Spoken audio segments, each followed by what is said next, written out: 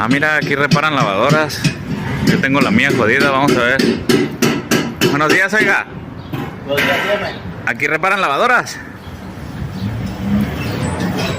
No, vendemos empanadas, compa. Ah, cabrón, yo pensé que reparaban lavadoras. Verga. Gracias. Dele. Qué loco este vato. Oye, me dijo que vendía empanadas y si le encargo 2. A ver si es cierto.